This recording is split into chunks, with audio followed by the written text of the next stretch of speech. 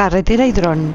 Continuem per la Toscana, a San Gimignano, un dels pobles més coneguts i dels més impactants. Patrimoni de la humanitat. Diuen que és el Manhattan medieval de la Toscana. Com veieu, ple de gratacels. 14 torres, de les 72 que diuen tenia. Les dos d'Argindeli del segle XII igualetes, com les torres bessones. Totes es fan veure i mirar, dretes, vigilants. Comencem. El convent i l'església de Sant Agustí conviuen. L'església és senzilla, però plena de valuoses talles, imatges, frescos, les parets plenes, el sostre. El claustre connecta tots els espais de repòs i oració. Són plens d'encant i silenci. El carrer ens crida i ens porta cap a la famosa porta de Sant Giovanni. Caminem envoltats d'història. Passem per l'església de Sant Bartolo del segle XII, senzilla però plena d'encant. Continuem pels carrers principals fins a la plaça del Duomo, centre històric del poder. La bellesa és el tot.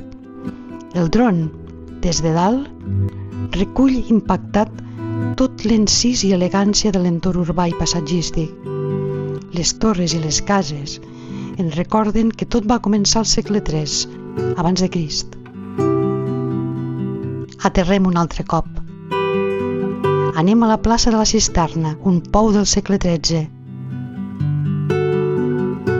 Les torres al voltant continuen atentes. Tot és preciós, vagis on vagis. El Palazzo Comunal, la Basílica de Santa Maria presideixen tot.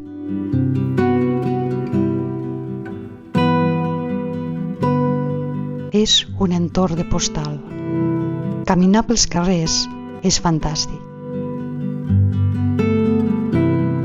Per tot es mostra encara intacte l'aire medieval, les pedres precioses, les cases. On més es veu és al Palau Comunal del segle XIII, visita obligada, seu històrica de l'Ajuntament. L'edifici de fora tot és una obra d'art. També la Torre Grossa. I el museu que té a dins. Tot es fa mirar. Val la pena passejar-hi. Pugem les més de 200 escales de la Torre Grossa, 54 metres d'alçada. El que es veu des de dalt, un espectacle. El paisatge toscà infinit, la ciutat des de dalt. La gran campana, ara en silenci. Aterrem. Un altre cop a la plaça.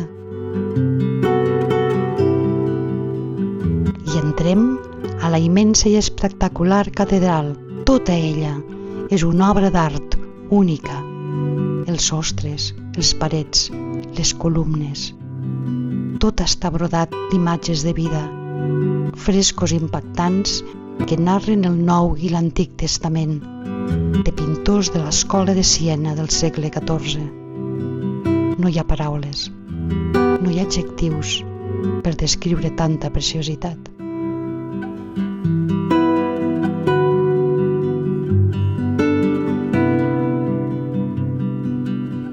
Tornem a rodar pels carrers. Ens espera un altre dels orgulls locals, Sant Lorenzo de Ponte, del segle XIII. Senzilla de fora, de dins, decorada en preciosos frescos dels segles XIV i XV. Tot és calma, tot és devoció.